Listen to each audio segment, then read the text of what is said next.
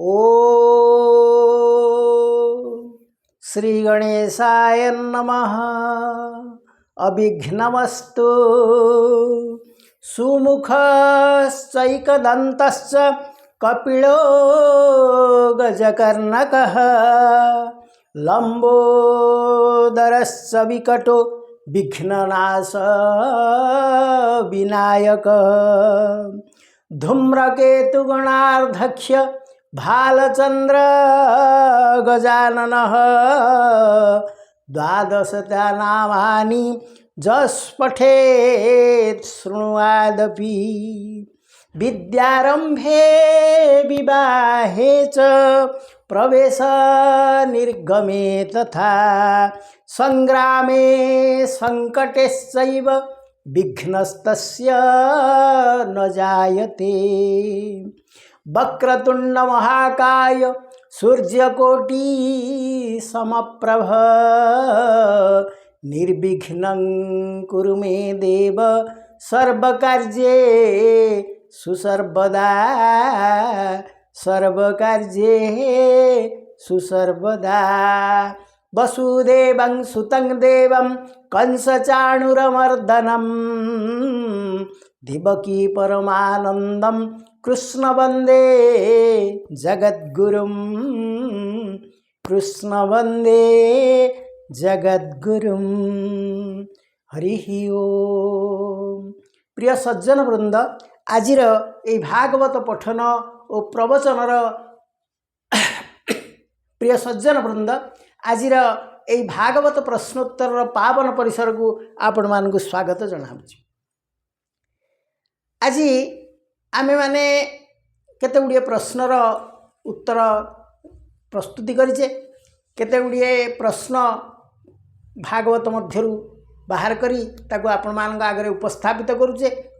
तेबे एथर आमे जो प्रश्न गुड़िक रखीचे ताहा विशेषतः पिला मानक पई उद्दिष्ट, कारण वर्तमान एभली एक समय जोठी पिला माने तांकर परीक्षा सब दे दे सारिचंदी, ग्रीष्म छुट्टी पाखे आसुची, एभली एक सुंदर मुहूर्त रे सेमानकर मनोरंजन करिया पई इच्छा जागृत होतुबो।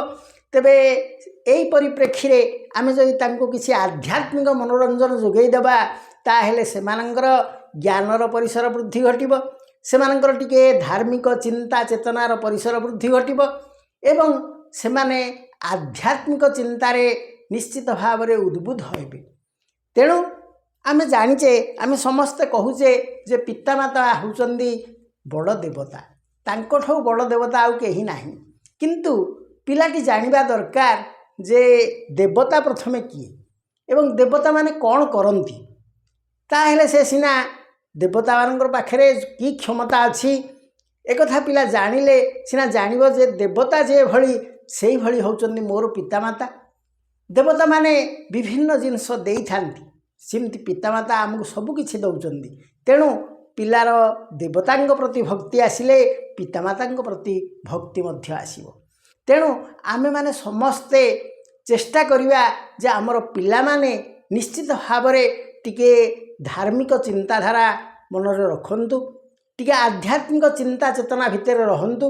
जेते जिए पाठ पढ़िले मध्य विभिन्न टेक्निकाल विद्या जानिले मध्य टिके जदि ठाकुरंक प्रति भक्ति बा ईश्वर भक्ति मनरे रखि थाए ताहेले पिलाटीर जीवनर मार्ग अति सुंदर भाव रे ताहा समाहित होई थाए एवं पिलाटीर चलापथ कुसुमित होई थाए, से केबे हेले कंटक पथरे गति करे नाही। ताहेले आजिर प्रश्नोत्तर कार्यक्रम आरंभ करिबा। आजिर प्रथम प्रश्न होउची भागवत को की शास्त्र बोली कहा जाए। आमर प्रति प्रश्न रे आमे गोटी गोटी संभाव्य चारोटी लेखे संभाव्य उत्तर रखीचे एवं एई उत्तर मध्य गोटे उत्तर ठीक।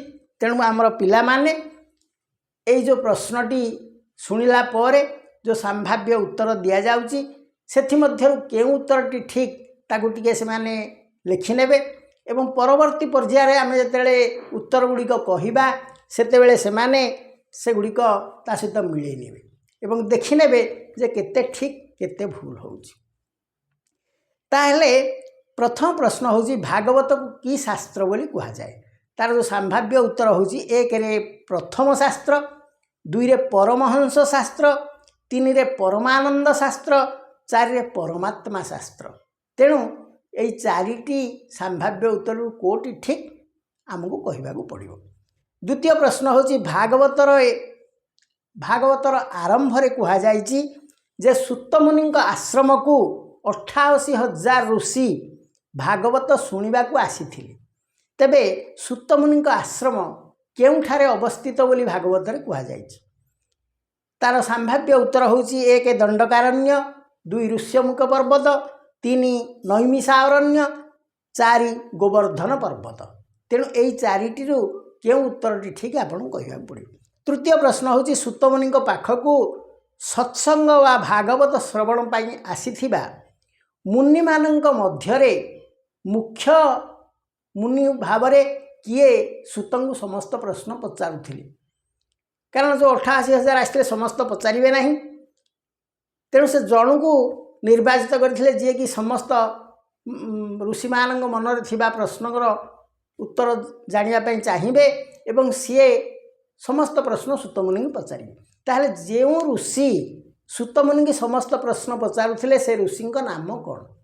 संभाव्य उत्तर मध्य रहिला एक रे दुर्वासा, दुई रे अगस्ती, तीन रे वशिष्ठ, चार रे सौनक। चतुर्थ प्रश्न होची जेउ सूत मुनि प्रश्न एते पचारिया पई आस्थिले ऋषि माने से सूत मुनिंगर गुरु किए आपन कहवा पड़ो। तार जो उत्तर अच्छी संभाव्य उत्तर एक रे होचंदी व्यास, दुई रे वशिष्ठ, तीन रे विश्वामित्र, चार रे वाल्मीकि। तेणु ए ऋषि मानक मध्यरु किए तांकर गुरु थिले। पंचम प्रश्न भगवान सृष्टि बेले केउं रूप धारण करती? कारण भगवान विभिन्न समय विभिन्न रूप धारण करती, तेबे से सृष्टि बेले केउं रूप धारण करती? तार जो संभाव्य उत्तर होची एक रे शिव, दुई रे ब्रह्मा, तीन रे विष्णु, चार रे गणेश। षष्ठ प्रश्न होची ए विश्वर पालनकर्ता किए बोली भागवत रे कहा जायछि? संभाव्य उत्तर गुड़िक मध्य रहुची एक रे ब्रह्मा, दुई रे विष्णु, तीन रे महेश्वर, चार रे इंद्र।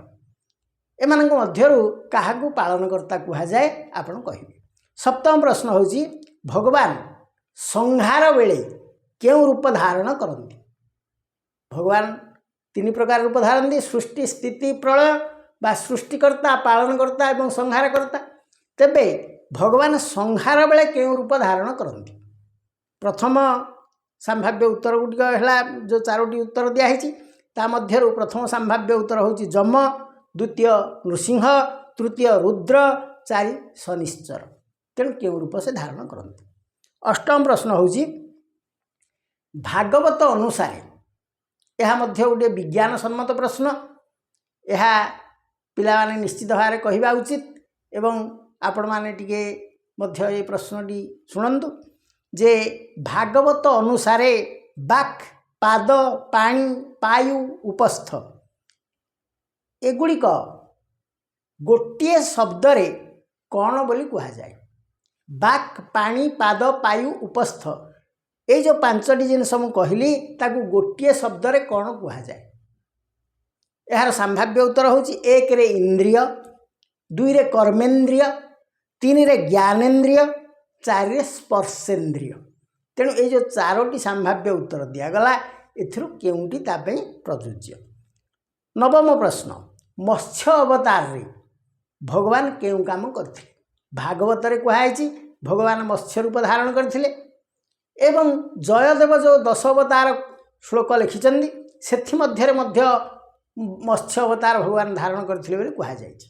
ताहेले जो मत्स्य अवतार भगवान धारण करथिले से समय से केउं काम करथिले?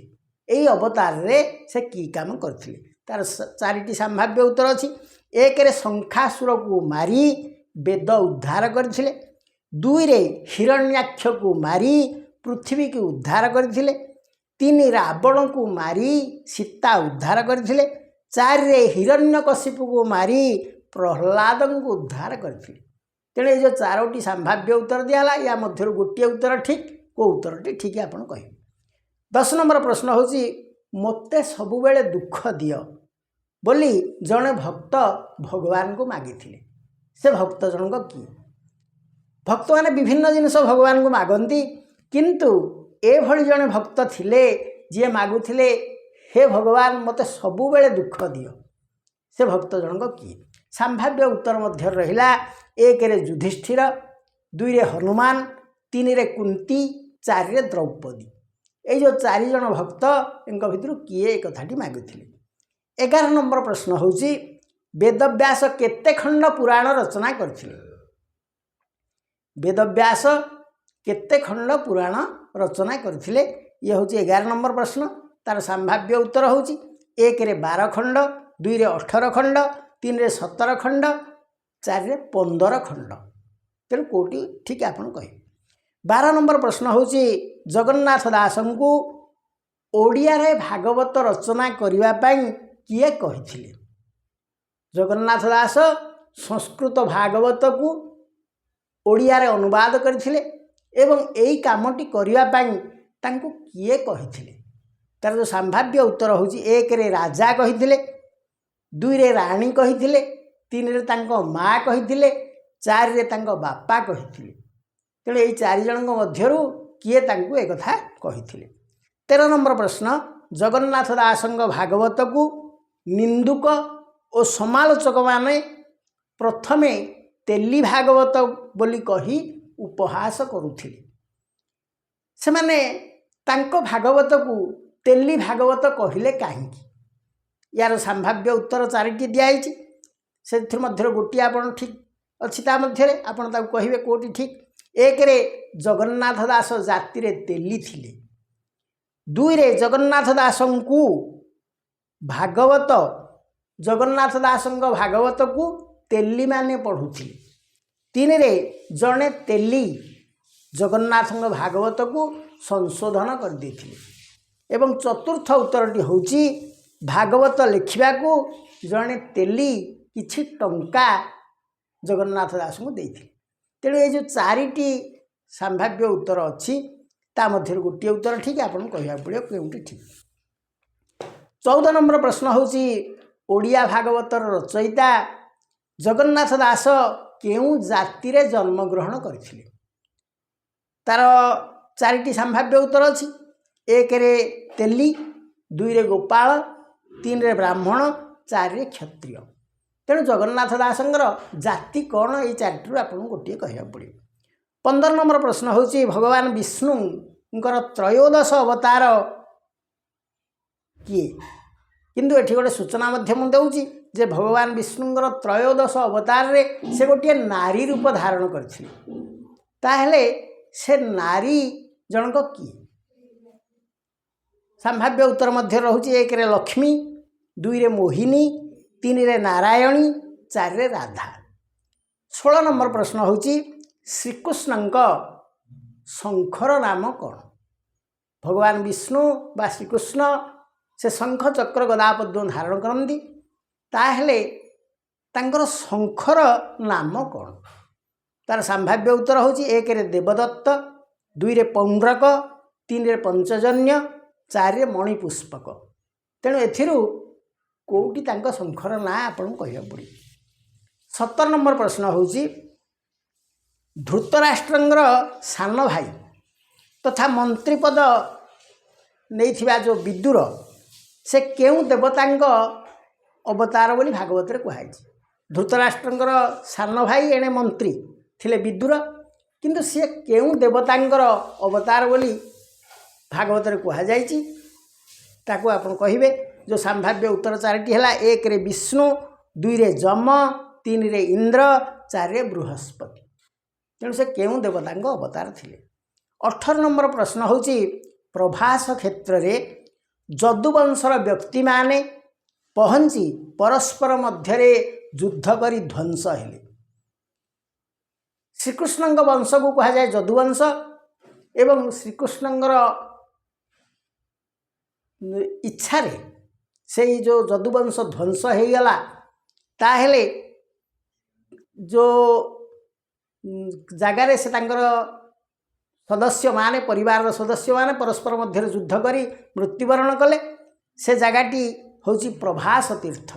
ताहेले प्रभास तीर्थ केउं राज्य अवस्थित वर्तमान प्रभास तीर्थटी केउं राज्य अवस्थित तार संभाव्य उत्तर है 1 गुजरात 2 महाराष्ट्र 3 ओडिशा 4 हूँ उत्तर प्रदेश एथुर केउंटी ठीक बोली आपण कहिबे 19 नंबर प्रश्न होची माणवसा गुरुवार बा माणवसा लक्ष्मी व्रत केबे पालन करा जाए केउं मासरे पालन करा जाए आमे 4टी उत्तर रखीचे ठीक उत्तरटी आपण कहिबे जो 4टी उत्तर अछि 1 रे होची माघ मास 2 रे ज्येष्ठ मास 3 रे आषाढ़ मास 4 रे मार्गशीर मास तेणु एथि मध्य केउं उत्तरटी ठीक आपण कहिबे 20 नंबर प्रश्न होची श्रीकृष्ण उनका जदुवंश जो ध्वंस हो गला तार कारण कौन 4टी संभाव्य उत्तर अच्छी 1 रे ऋषिंकर अभिशाप 2 रे देवतांक अभिशाप 3 रे कंसर अभिशाप 4 रे नंदंक अभिशाप तेणु कहा अभिशाप रु जदुवंश ध्वंस है ताहा आपन कहिया पड़े 21 नंबर प्रश्न होची द्वापर जुग परे केउं जुग पृथ्वी को आसिले संभाव्य उत्तर है 1 सत्य जुग 2 त्रेतया जुग 3 रे कली जुग 4 रे मिथ्या जुग तेणु यही 4टी जुग मध्य केउं जुग आसिले 22 नंबर प्रश्न होची ओडिया भाषार आदि कवि किए काहाकू ओडिया भाषार आदि कवि बोली कहा जाए 4टी जो संभाव्य उत्तर है 1 रे जगन्नाथ दास 2 सारला दास 3 अच्युत दास 4 अनंत दास तेणु ये जो 4 जन मध्य काहांकू आमे आदि कवि बोली कही थाए 23 नंबर प्रश्न होची लक्ष्मी पुराण किए रचना करथिले आमर घरे घरे लक्ष्मी पुराण पाठ करा जाए एवं माँ लक्ष्मी होचंदी धनदात्री तेणु तांको आमे निश्चित भाव में आमर भक्ति जणैबा कथा ताहले से जो लक्ष्मी पुराण ताकू किए रचना करथिले जो 4 जन संभाव्य कवि ना आमे कहिबा सेमानंक मध्यरु प्रथमे जो संभाव्य उत्तर अच्छी 1 रे बलराम दास 2 रे जशवंत दास 3 रे जगन्नाथ दास 4 रे सारला दास तेणु एमानंक मध्यरु किए लक्ष्मी पुराण रचना करथिले 24 नंबर प्रश्न होची महाभारत किए रचना करथिले महाभारत जो ओडिया महाभारत ताकू रचना किए करथिले 4टी संभाव्य उत्तर अच्छी 1 रे बलराम दास 2 रे सारला दास 3 रे अनंत दास 4 रे जशवंत दास तेणु यहीपरि भाव में ये जो 4 जन ना कहला एथुर जन को आपण ठीक भाव जहाँ को भाव भावुंट तांको नामटी कहिबे एवं तार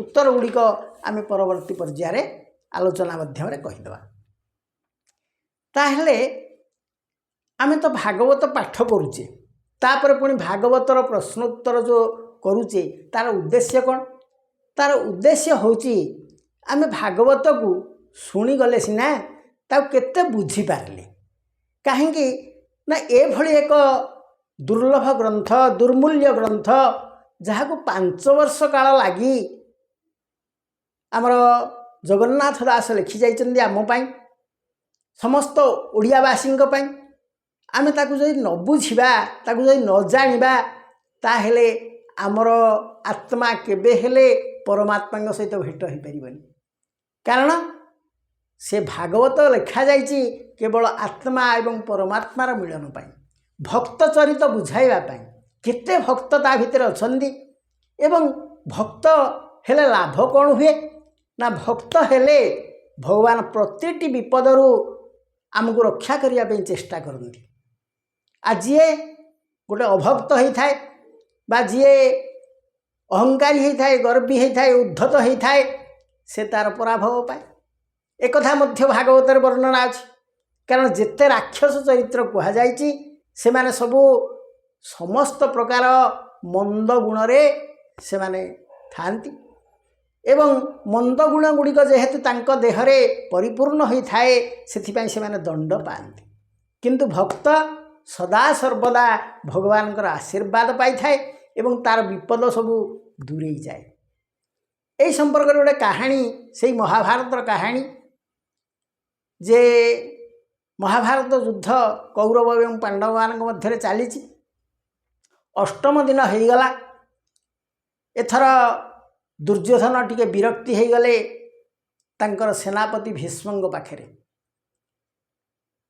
से जदिओ तांकर जेजेबापा थिले किंतु से तांकर किंतु से दिन मुख्य सेनापति यही महाभारत युद्ध में से रखी कहीं भीष्म को रखी ना से होचंदी कुलवृद्ध से होचंदी मृत्युंजयी कारण जितेबले से इच्छा करेंगे से मरबे तेणु तांको से सेनापति करथिले जे एकाथरे के ये पांडव मान को निर्मूल करदे बोली किंतु युद्ध चली किसी सैन्य मरुंच एपटू मरुंच सेपटू मरुंच किंतु पांडवों मध्यरु केही मृत्युवरण करूना यह दुर्योधन को अति विरक्ति लगिला से जाई भीष्म पाखे पहुँचले कहले कौन आपण महायोद्धा बोली समस्ते कहती आपण सामान्य आघात टिके तो पांडव मान क्या जन को भी मारी पारना ताहले कहीं सेनापति पद रही आपणकर कौन मूल्य कौन तेणु आपण बर नहीं कर दिंतु ना मुझे पांडव पक्षर मिशीजी एक कथा कहतु आपण हृदय जदि पांडव प्रति एत दुर्बलता अच्छी आ मो पटर सेनापति ही लाभ कौन ये भली बहु कटु कथा भीष्म को दुर्योधन कहले फल भीष्म मध्य क्रोधरे जर्जरित हेले कहले ठीक अच्छे तुम्हें एत कथा मत जो कहला मु काली अपांडवा करी धरणी ये पृथ्वी की मु अपांडवा करदेवी तेणु से मंत्र बल रे 5टी सर तैयारी कले जहाँ ना कही से लिखिदेले सर मानकर ना युधिष्ठिर भीम अर्जुन नकुल सहदेव 5 सर लिखिदेले कहले यही सर जहाँ उपरको जोटा मु निक्षेप करी से निश्चित भाव में मृत्युवरण कर दुर्योधन बहुत खुशी हो गले कहले ठीक है जा हो सकाळु सकाळु मु आज तांको टे उत्त्यक्त करिछि एवं से मध्य कहिचंदी भीष्म कहिचंदी जे काली निश्चय अपांडवा करी मेदिनी तेणु निश्चित भाव में काली पांडव मानकर मृत्यु घटिव एक कथा कही से आत्मसंतोष लाभ करी गले एणे गुप्तचर आसी युधिष्ठिर पाखे जनइले महाराज काली भीष्म शपथ नेले जे अपांडवा करिवे मेदिनी आपण तो जानती भीष्म होचंदी महातेजा महाधनुर्धर एवं युद्ध विद्यारे तांको गुरु को से मध्य परास्त कर देथिले परशुराम को तेणु से काली निश्चित भाव में जेहेतु से पुणी होचंदी कौन ना प्रतिज्ञा तांकर अटल भीष्म निज प्रतिज्ञा अटल हवा द्वारा विवाह करनथिले तेणु यही जो भीष्म प्रतिज्ञा कले जे काली अपांडवा करिवे मेदिनी तेणु कौन केमती करा आपण विचार करंतु मु एक कथा शुणिकी चली आसी पांडव शिविर रे संध्या समय ये सब खबर मिलगला जिते पांडव शिविर समस्ते दुखरे मर्माहत हो गले व्यथित हेले चिंतित हेले कौन करा जाई परिबो तेणु समस्ते भगवान श्रीकृष्ण को केवल प्रार्थना कले आउ किछि उपाय दिशुना तेणु देखंतु भक्तटे जिते विपदरे पड़ जाए तार बुद्धि आउ काम करे नाही सेतेबेले से भगवान का आश्रय निए तेणु प्रत्येक व्यक्ति जदि टे धर्मावलंबी हेबे टिके धर्म प्रति अनुरक्त हेबे से केबे हेले निराश हेबे नाही आमे आजिकल लक्ष्य करूँ बहु लोक निराश हो आत्महत्या कर दउचंती किंतु जदि तांको मनरे सामान्यतम भक्ति थांदा से केबे हेले आत्महत्या भलिया एक भयंकर पदक्षेप नियंते ना कहीं ना से चिंता करंदे जे मोर तो भगवान अछंती मोर किछि क्षति होब ना किंतु ये विश्वास से मानकर नाही भगवत विश्वास नथिया द्वारा से माने सांगे सांगे पदक्षेप नहीं जाउचंदी जे आमे आत्महत्या करतु तेणु एठी पांडव शिविर जो दुख जर्जरित हो समस्ते बसी काली ताहले मरीजा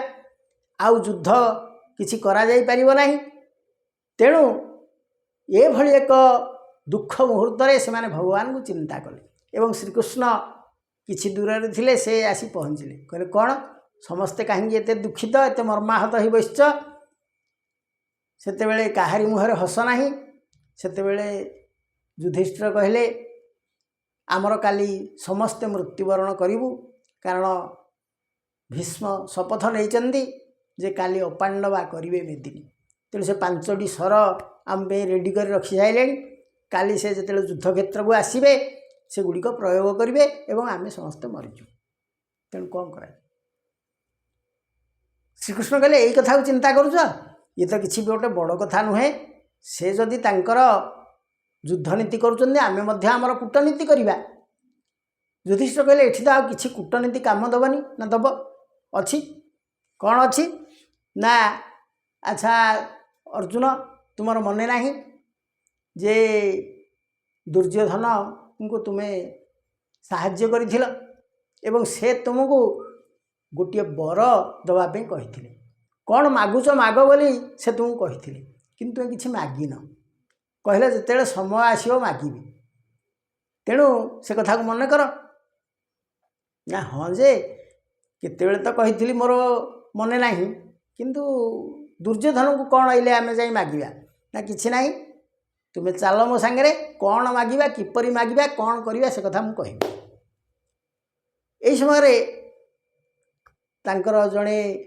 पारिषद पचारे जे दुर्योधन भली अभिमानी अहंकारी सी केतेबेले कहले जे अर्जुन को गोटे बर देवे बोली ना हाँ से कथा घटी जितेबले पांडव माने अज्ञात वनवास से माने वनवास करुथिले से समय तांकर थिला वनवास करिवे 12 वर्ष गोटे वर्ष अज्ञात वनवास मान कहीं देखिबे नहीं कि जानवे नहीं किंतु यही जो 12 वर्ष मध्य जे देखिले किसी असुविधा नहीं तेणु से वनवास को जाइथिले से समय दुर्योधन चिंता कला जे मु मोर सदल बल नहीं जाई जिते पांडव माने भिकारी भली जीवन यापन करुचंदी सेतेबेले मु मोर राज परिषद धरी तांको आगे टी मोर अहंकार प्रदर्शन कले से माने दुखरे मर्माहत हो निश्चित भाव आत्महत्या करते तेणु से समस्त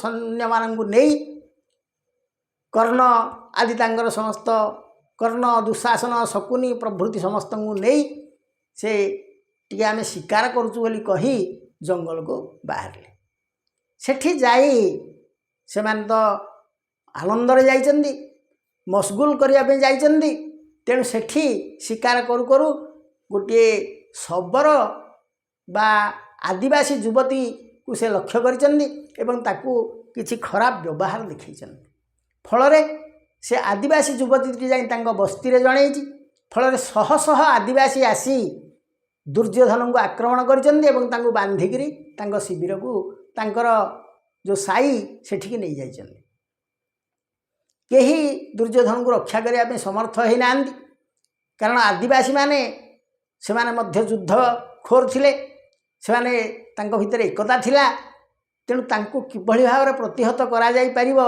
से विद्या केही जानि नथिले तेणु एक कथा पांडव माने मध्य जानिगले जनरब हला जे दुर्योधन आसीचंदी एवं से एठी खराब व्यवहार नारी मानू देखा हेतु तांकु शबर माने बा वनवासी माने बंदी करी नहीं जाइचंदी से जा हो अर्जुन आसिले एवं से कहले मो सहित युद्ध कर जदि कहीं चाहूच तापर मो भाई की छाड़ी दियो कारण से मानकर इच्छा नथिले मध्य युधिष्ठिर जेहेतु तांकु पठेले भीम और अर्जुन दी जन जाक आसिले एवं अर्जुन सामने आसी तांकु कहले जे मो सहित तुम युद्ध कर जदि मते परास्त करि परिबो मते तेबे बंदी कर नहीं तो मो भाई की छाड़ी दियो से माने कहले आपण ए भलिया लोक को भाई कहउचंदी जे आपणक भलिया राजपुत्र माननकु वनवास दंड देइचंदी आपणक पत्नी की खराब व्यवहार देखैचंदी ताकू आपण भाई कहउचंदी ना रे से भाई तो मोर भाई जहा हेला कोन कराइयो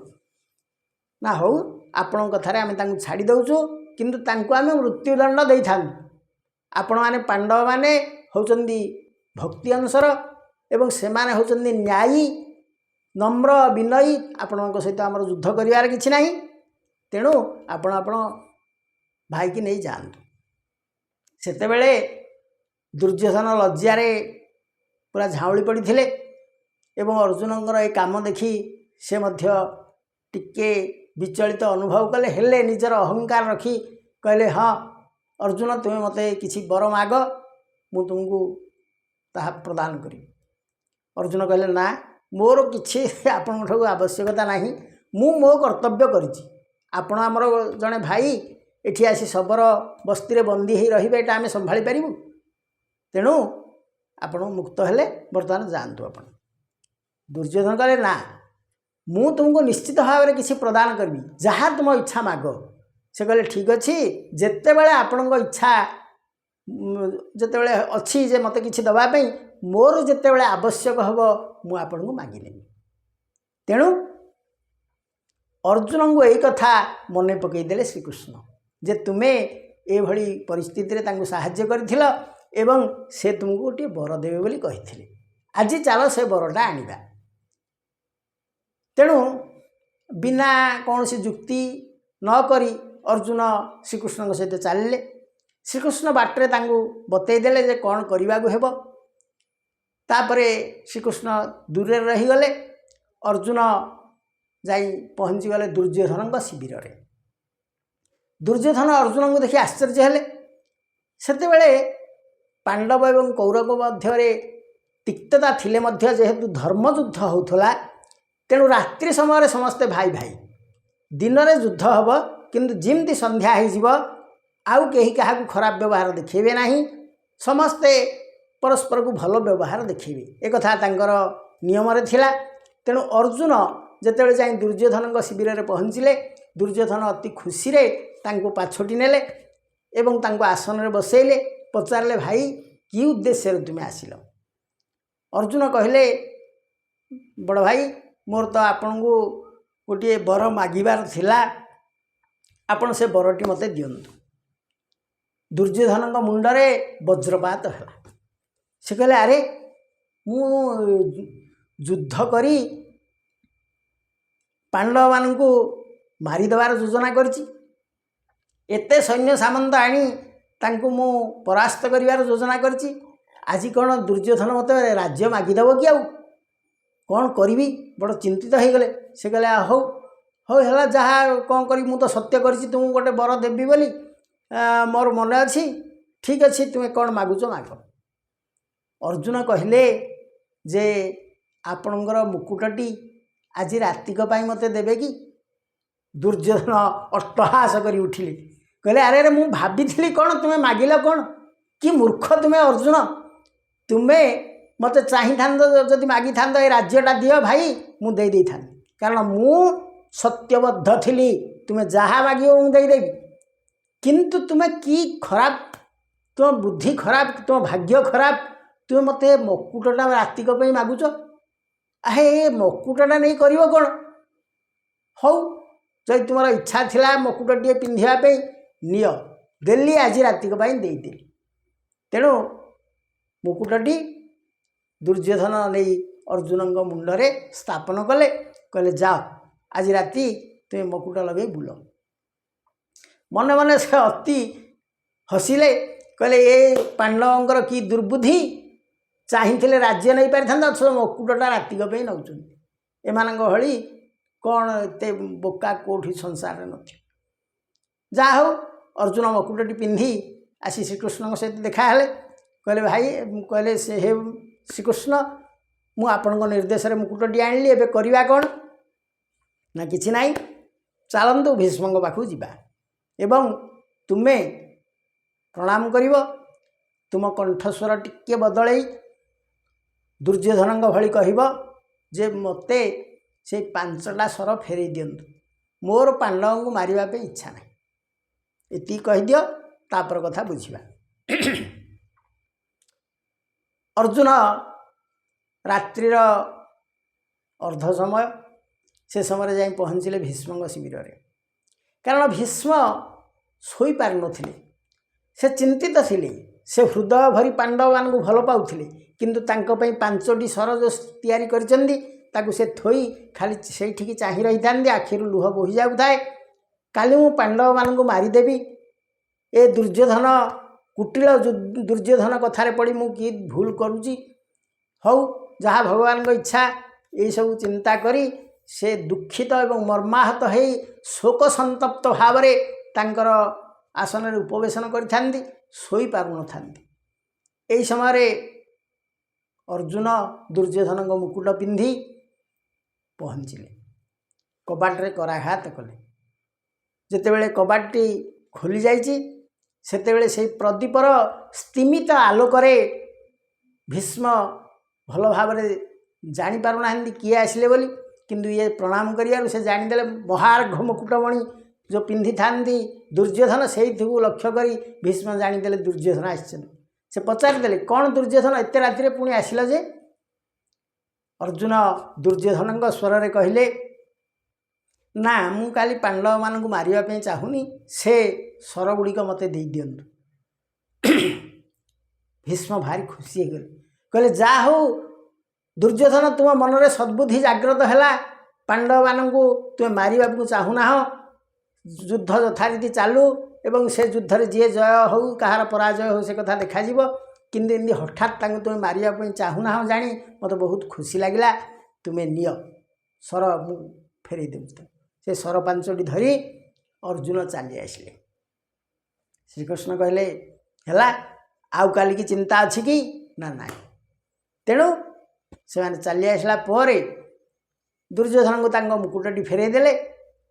କିନ୍ତୁ ସକାଳୁ ଯେତେବେଳେ ଦୁର୍ଯ୍ୟୋଧନ ଯେତେବେଳେ ସୈନ୍ୟସଜ୍ଜା ଆରମ୍ଭ ହୋଇଗଲା, ଯୁଦ୍ଧ ଆରମ୍ଭ ହେବ ବୋଲି ବାଜା ସବୁ ବାଜି ଉଠିଲା, ସେତେବେଳେ ଦୁର୍ଯ୍ୟୋଧନ ଯାଇ ଭୀଷ୍ମଙ୍କୁ କହିଲେ, ପ୍ରଥମେ ଆପଣଙ୍କର କାମ ଆପଣ କରନ୍ତୁ, ପାଣ୍ଡବମାନଙ୍କୁ ମାରିଦିଅନ୍ତୁ। ନା କ'ଣ ଦୁର୍ଯ୍ୟୋଧନ ତୁମେ ମୋତେ କହୁଛ? କେତେବେଳେ କହୁଛ ପାଣ୍ଡବଙ୍କୁ ମାରିଦିଅ, କେତେବେଳେ କହୁଛ ନାଇଁ ମାର ନାହିଁ, କେତେବେଳେ କହୁଛ ଶରଗୁଡ଼ିକ ମୋତେ ଦେଇଦିଅ। ତୁମେ ପରା କାଲି ରାତି ଆସି ମୋଠୁ ଶର ନେଇଗଲ। ହାଁ, ମୁଁ ତ ଶର ନେଇନାହିଁ। ନା ତାହେଲେ ତୁମ ରୂପରେ କିଏ ଆଉ ଆସିଲା ଶର ନେଇଗଲା? ନା ମୋ ରୂପରେ କିଏ ଯିବ? ନା ଆରେ ମୁଁ ରାତିର ଅର୍ଦ୍ଧ ସମୟ, ମୋତେ ଅର୍ଦ୍ଧ ମୋର ଆଖି କିଏ ସ୍ତିମିତ ବତିରେ ମୁଁ ଜାଣିପାରୁନଥିଲି, କିନ୍ତୁ ମୁଁ ଦେଖିଛି ତୁମ ମକୁଟ ପରିଷ୍କାର ମୁଁ ଦେଖିଛି ଏବଂ ତୁମେ ମୋତେ ମାଗିଲ ଯେ ସେ ଅସ୍ତ୍ରଗୁଡ଼ିକ ଦେଇଦିଅ, ତେଣୁ ମୁଁ ଅସ୍ତ୍ର ପାଞ୍ଚଟି ତୁମକୁ ଦେଇଦେଇଛି। ଦୁର୍ଯ୍ୟୋଧନ ଜାଣିପାରିଲେ, ଆହା କି କୌଶଳରେ ଅର୍ଜୁନ ଏ ଶରଗୁଡ଼ିକ ନେଇଗଲେ। ମୁଁ ତାଙ୍କୁ ବୋକା ଭାବୁଥିଲି, କିନ୍ତୁ ସେ କିଡ଼େ ଚାଲାକ ଏହି କାମଟି କରିଗଲେ। ତେଣୁ ପ୍ରିୟ ସଜ୍ଜନ ବୃନ୍ଦ, ଏଇଠି ଲକ୍ଷ୍ୟ କରନ୍ତୁ, ଯିଏ ଭଗବାନଙ୍କୁ ଆଶ୍ରା କରେ ସେ ମୁକଂ କରୋତି ବାଚାଳଂ ପଙ୍ଗୁ ଲଙ୍ଘୟତେ ଗିରି। ଯଦି ଜଣେ ପଙ୍ଗୁ ହେଇଥିବ ଭଗବାନଙ୍କ ଆଶୀର୍ବାଦ ପାଇବ, ସେ ପାହାଡ଼ ଲଙ୍ଘନ କରିଯିବ, କିନ୍ତୁ ଜଣେ ଗୋଡ଼ ଥିବା ବ୍ୟକ୍ତି ସେ ପାହାଡ଼ ଚଢ଼ିପାରିବ। ଏବଂ ଜଣେ ମୂକକୁ ମଧ୍ୟ ଭଗବାନ ବାଚାଳ ଭଳି କରିଦେବେ। ସେ ଏତେ କଥା କହିବ ଯେ କେହି କେବେ ବିଶ୍ୱାସ କରିବେ ନାହିଁ। ତେଣୁ ଭଗବାନଙ୍କର କରୁଣା ଏଇଭଳି ଭାବରେ। ଦୁର୍ଯ୍ୟୋଧନ ଅର୍ଜୁନଙ୍କୁ ବୋକା ବୋଲି ଭାବୁଥିଲେ, କିନ୍ତୁ ପରବର୍ତ୍ତୀ ପର୍ଯ୍ୟାୟରେ ସେ ଜାଣିଲେ ଯେ ଅର୍ଜୁନ କେତେ ଚାଲାକ। ତେଣୁ ସେ ଚାଲାକ ହେଲେ କେମିତି? ତାହା ହେଉଛି ଭଗବାନଙ୍କର କରୁଣା। ତେଣୁ ପ୍ରିୟ ସଜ୍ଜନ ବୃନ୍ଦ, ଆମେମାନେ ଟିକେ ଭଗବାନଙ୍କୁ ଭକ୍ତି କରିବା, ତାଙ୍କର ଆଶୀର୍ବାଦ ଯୁକ୍ତ ହେବା, ତାହେଲେ ଆମର ଚଲାପଥ କେବେ କଣ୍ଟକିତ ହେବ ନାହିଁ, ଆମର ଚଲାପଥ କୁସୁମିତ ହୋଇଯିବ। ଏହି କଥା ଆମେମାନେ ନିଜେ ଉପଲବ୍ଧି କରିବା ଏବଂ ପିଲାମାନଙ୍କୁ ମଧ୍ୟ ଏହି କଥା ଟିକିଏ ମନରେ ଧାରଣା ଦେବା। ତାହେଲେ ଆଜିର ପ୍ରଶ୍ନ ଉତ୍ତର କାର୍ଯ୍ୟକ୍ରମ ଆରମ୍ଭ କରିବା।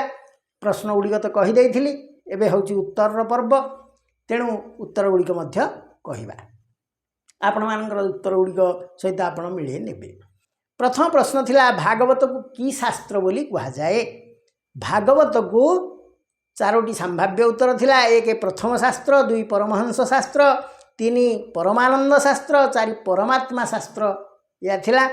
ତେବେ ଠିକ୍ ଉତ୍ତରଟି ହେଉଛି ପରମହଂସ ଶାସ୍ତ୍ର ବୋଲି କୁହାଯାଏ।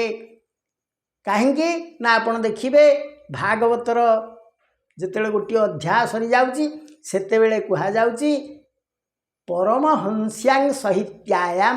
ତେଣୁ ପରମହଂସ ସଂହିତା ଏହା ବୋଲି କୁହାଯାଉଛି। ତେଣୁ ଏକୁ ପରମହଂସ ଶାସ୍ତ୍ର ବୋଲି କୁହାଯାଏ। ଦ୍ୱିତୀୟ ପ୍ରଶ୍ନ ଥିଲା ଯେ ଭାଗବତର ଆରମ୍ଭରେ କୁହାଯାଇଛି ସୁତମୁନିଙ୍କ ଆଶ୍ରମକୁ 88,000 ଋଷି ସତ୍ସଙ୍ଗ ଶୁଣିବା ପାଇଁ ଯାଇଥିଲେ। ସେମାନଙ୍କ ମଧ୍ୟରୁ ଯେଉଁ ମୁଖ୍ୟ ଋଷି ଜଣକ ସବୁ ପ୍ରଶ୍ନ ସୁତଙ୍କୁ ପଚାରୁଥିଲେ ସିଏ କିଏ? ତେଣୁ ସେଇ ଋଷି ଜଣକ ହେଉଛନ୍ତି, ଆମର ସମ୍ଭାବ୍ୟ ଉତ୍ତର ଥିଲା 1 ଦୁର୍ବାସା, 2 ଅଗସ୍ତି, 3 ବଶିଷ୍ଠ, 4 ସୌନକ। ତେଣୁ ଠିକ୍ ଉତ୍ତରଟି ହେଉଛି ସୌନକ।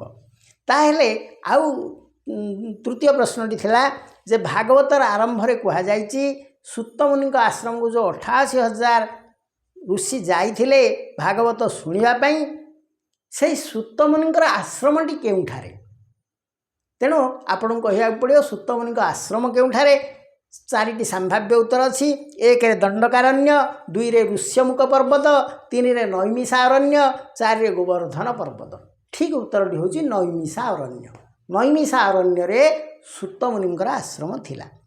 चतुर्थ प्रश्न हूँ सूत मुनि गुरु किए सूत मुनि एभली भाव जड़े गुरु एभली भाव जड़े ज्ञानी ऋषि जहाँ पाखु 88,000 ऋषि आसते भागवत श्रवण करने तेबे यही सूत मुनि गुरु किए तेणु संभाव्य उत्तर भितर रही एक व्यास दुई वशिष्ठ तीन विश्वामित्र चार वाल्मीकि ठीक उत्तर हूँ व्यास व्यास होउचंदी सूत मुनि गुरु। पंचम प्रश्न हूँ भगवान सृष्टि बेले केउं रूप धारण करती भगवान सृष्टि बेले केउं रूप धारण करती जो प्रश्न अच्छी तार उत्तर हो जो संभाव्य उत्तर अच्छी एक रे शिव दुई रे ब्रह्मा तीन रे विष्णु चार रे गणेश तेणु तार ठीक उत्तर हूँ भगवान सृष्टि बेले ब्रह्मा रूप धारण करती। षष्ठ प्रश्न हूँ ए विश्वर पालनकर्ता किए बोली भागवत रे कहा जाइछि एक रे ब्रह्मा दुई रे विष्णु तीन रे महेश्वर चार रे इंद्र तेणु ए सृष्टिर पालनकर्ता बा ए विश्वर पालनकर्ता होउछन्ति विष्णु ये है ठीक उत्तर। सप्तम प्रश्न हूँ भगवान संहार बेले केउं रूप धारण करती तार जो संभाव्य उत्तर थिला ता भितर थिला एक जम दुई नृसिंह तीन रुद्र चार शनिश्चर तेणु ठीक उत्तर हूँ रुद्र भगवान संहार बेले रुद्र रूप धारण करती। अष्टम प्रश्न हूँ भागवत अनुसार बाक पाद पानी पायु उपस्थ ये जो पांचटी अंग को कौन बोली कहा जाए बा ये जो पांचटी मनीष देह रही कौन कहा जाए एक रे इंद्रिय दुई रे कर्मेन्द्रिय तीन ज्ञानेन्द्रिय चार स्पर्शेन्द्रिय तेणु यार ठीक उत्तर हूँ एमाने होचंती पंच कर्मेन्द्रिय बा कर्मेन्द्रिय गोटे शब्द कहले कहा जाए जे कर्मेन्द्रिय। नवम प्रश्न हूँ मत्स्य अवतार रे भगवान केउं काम करथिले चारिटी उत्तर थिला एक रे शंखासुर को मारी वेद उद्धार करथिले दुई रे हिरणाक्ष को मारी पृथ्वी उद्धार करथिले तीन रावण को मारी सीता उद्धार करथिले चार रे हिरण्यकश्यप को मारी प्रह्लाद को उद्धार करथिले तेणु यार ठीक उत्तर हूँ शंखासुर को मारी वेद उद्धार करथिले तेणु भगवान जो मत्स्य अवतार धारण करथिले तार उद्देश्य थिला शंखासुर को मारिबे एवं से जो वेद चोरई नहीं थिला ताकू उद्धार करिवे। दशम प्रश्न हूँ मोते सबुबेले दुख दियो बोली जड़े भक्त कहूतिले से भक्त जनक किए जार संभाव्य उत्तर थिला एक युधिष्ठिर दुई हनुमान तीन कुंती चार द्रौपदी तेणु ठीक उत्तर हूँ कुंती कुंती कहूतिले प्रभु मते सबुबेले दुख दियो दुख देले कौन हम ना मुझे आपन को स्मरण करी एवं आपन को दर्शन करी काले सुख हेले मु आपन को भूली जीवी तेणु मुझे हेले आपन को भूलिया चाहूना। 11 नंबर प्रश्न थिला वेद व्यास बा व्यासदेव केते खंड पुराण रचना करथिले संभाव्य उत्तर भितर थिला एक रे 12 खंड दुई 18 खंड तीन 17 खंड चार 15 खंड तेणु ठीक उत्तर हूँ 18 खंड पुराण से रचना करथिले। 12 नंबर प्रश्न हूँ जगन्नाथ दास को ओडिया रे भागवत रचना करने किए कही बा किए तांको प्रेरणा देथिले तार जो संभाव्य उत्तर हूँ एक रे राजा दुई रे राणी तीन रे तांको माँ चार रे तांको बापा एथुर ठीक उत्तरटी हूँ तांकर माँ तांको कहिथिले जे पुअरे मु संस्कृत भागवत बुझीपारू नाही मो पे टिके ओडिया रे भागवत लिखि दियंतु नाही तेणु माँ को कथा मानी जगन्नाथ दास ओडिया रे भागवत रचना करथिले एवं एथिपई तांको 5 वर्ष समय लागिथिला तेबे प्रिय सज्जन वृंद टिके चिंता करंतु जगन्नाथ दास तांको माँ को केते भल पाउथिले तेणु पितामाता को भक्ति करिवा भल पाइबा यह पिलामानंकर सबुठाउ बड़ गुण यही गुणटी जदि पिलामानंकर नाही आउ जेते गुण थिले ताकू केबे हेले भल गुण बोली कह नाही कहीं पिता माता ठारू बड़ देवता के स्वर्ग राइजे नहीं तांकरी आशीष साहा हुए सीना विपदु तरिबा पाई। तेणु जगन्नाथ दास तांको मांको प्रेरणा रे संस्कृत भागवत को ओडिया भागवत रे अनुवाद करथिले। 13 नंबर प्रश्न होची जगन्नाथ दासंग भागवत को निंदक और समालोचक माने तेली भागवत कही उपहास करुथिले। कारण कौन? कारण जो संभाव्य 4टी उत्तर अच्छी। 1 रे जगन्नाथ दास जाति तेली थिले। 2 रे जगन्नाथ दास को भाग 2 रे जगन्नाथ दासंग भागवत को तेली माने पढ़ुथिले। 3 रे जड़े तेली जगन्नाथ भागवत को संशोधन करथिले। 4 रे भागवत लिखा जड़े तेली टंका देते। तेणु यार ठीक उत्तरटी होची जड़े तेली जगन्नाथ दास भागवत को संशोधन कर देथिले। ताहले से 14 नंबर प्रश्न होची ओडिया भागवत रचयिता जगन्नाथ दास केउ जाति रे जन्म ग्रहण करथिले? 1 रे तेली, 2 रे गोपाल, 3 रे ब्राह्मण, 4 रे क्षत्रिय। जगन्नाथ दास ब्राह्मण जाति रे जन्म ग्रहण करथिले। 15 नंबर प्रश्न होची भगवान विष्णुंकर त्रयोदश अवतार किए? कारण यही अवतार रे भगवान विष्णु नारी रूप धारण करथिले। सेही नारी रूप जनक किए? तार संभाव्य उत्तर होची 1 रे लक्ष्मी, 2 रे मोहिनी, 3 रे नारायणी, 4 रे राधा। ठीक उत्तरटी होची मोहिनी। से मोहिनी रूप धारण करी देवता एवं असुरंग मध्यरे जो अमृत पाई विवाद लागुथला ताकु से समाधान कर देथिले। तापर 16 नंबर प्रश्न होची श्रीकृष्णंग शंखर नाम कौन? 1 रे देवदत्त, 2 रे पंडरक, 3 रे पंचजन्य, 4 रे मणिपुष्पक। तेणु ठीक उत्तरटी होची पंचजन्य। तेणु श्रीकृष्णंग शंखर ना होची पंचजन्य।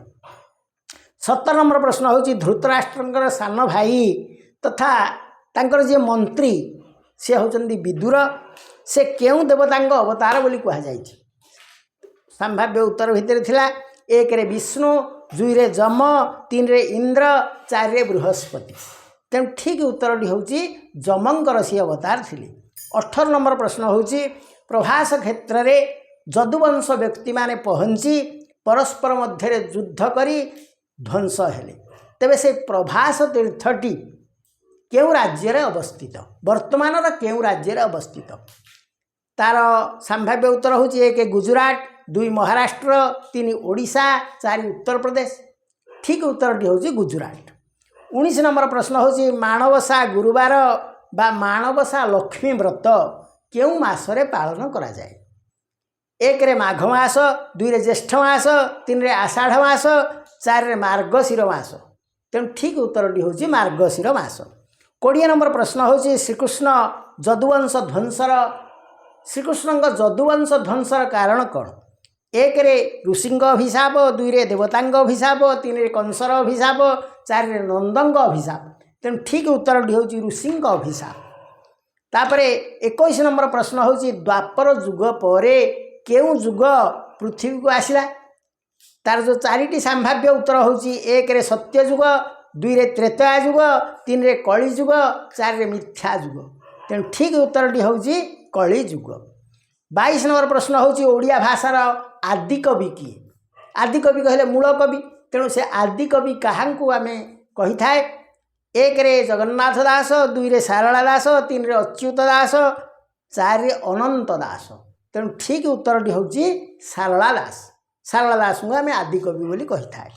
23 नंबर प्रश्न होची लक्ष्मी पुराण किए रचना करथिले? लक्ष्मी पुराण रचना करथिबा जो कवि मानंग मध्यरे जो संभाव्य 4 जनक नाम दिया है। 1 रे बलराम दास, 1 रे बलराम दास, 2 जसवंत दास, 3 जगन्नाथ दास, 4 सारला दास। ठीक उत्तरटी होचंदी बलराम दास। 24 नंबर प्रश्न होची महाभारत किए रचना करथिले? तेणु से होची 1 रे बलराम दास, 2 रे सारला दास, 3 अनंत दास, 4 जसवंत दास। तेमा सेमानंक मध्यरु सारला दास महाभारत रचना करथिले।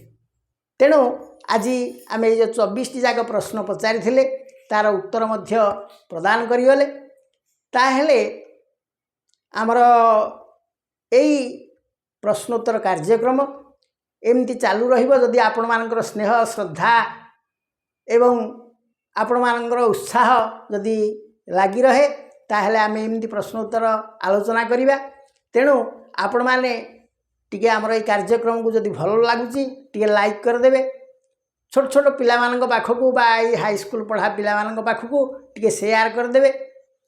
एवं जदि आपनक मन रे आउ किछि प्रश्न थाए आमको मध्य जदि पचारंती आमे ताहेले से प्रश्न गुड़िक आमर कार्यक्रम रखी आमे मध्य समस्तक पई तार उत्तर रखिया पई चेष्टा करिबा। ताहेले प्रिय सज्जन वृंद आजिर ए कार्यक्रम को एठी रखुचे एवं आपण मान सहित पुणी गोटे परवर्ती कार्यक्रम देखा हवा। जय जगन्नाथ। हरि ओम।